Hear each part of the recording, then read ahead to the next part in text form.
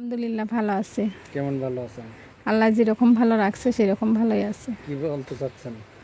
বলতে চাই যে আমি খুব কষ্টে আছি, একটা মেয়ে নিয়ে একা থাকি। আমার মা নাই, মারা গেছে, বাবা থাকতেও নাই, বিয়ে করে চলে গেছে।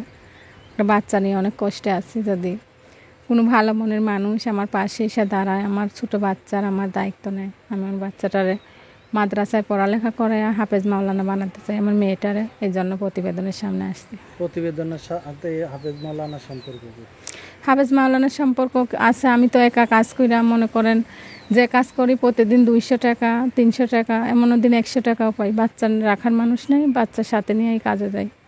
তো সেরকম কাজ করতে পারি না, রুম ভাড়া দেয়া খাওয়া দাওয়া অনেক কষ্ট হয়ে যায়। কতদিন খায়াও থাকে, কতদিন না খায়াও থাকে।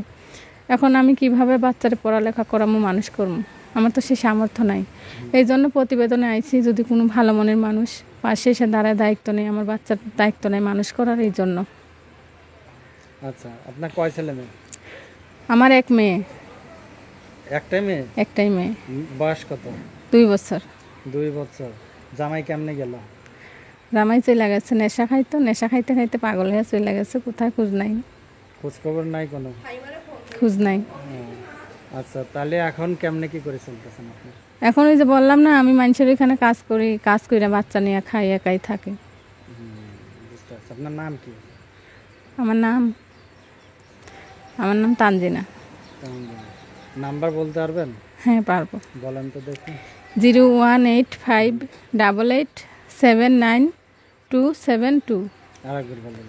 01857 না ভুলে গেলে আবার। আগের বার সঠিক ছিল। 01857879272।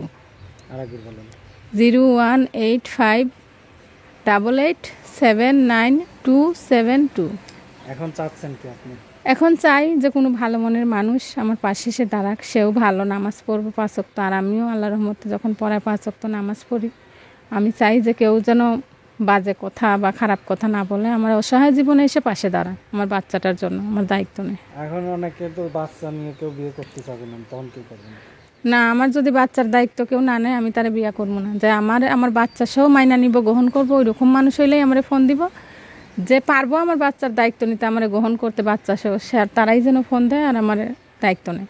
প্রতিবেদন করলে যে এটা সমাধান হবে, প্রতিবেদন করলেই?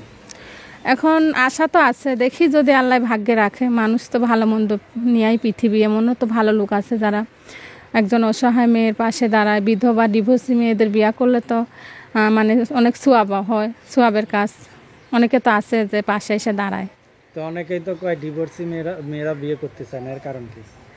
সেইটার কথা বলতে পারবো না। ডিভোর্সি মেয়েরা বিয়ে করতে চায় না, ওই যে কষ্ট পায় দেখে আবার ভয় পায়, যে চুন খায় গাল পুড়ছে, পরে দই দেখলেও ভয় লাগে, এই জন্য হয়তো বিয়ে করতে চায় না, ভালো মানুষ খুঁজে না। এখন ওই মানুষে বলে যে ডিভোর্সি মিয়া বিয়ে করলে নাকি খারাপ কয়, যে মিয়া বিয়ে হয়েছে, ডিভোর্সি মিয়া বিয়ে করবি। কেউ কি বিয়ে করবি না, এরকম কেউ আছে?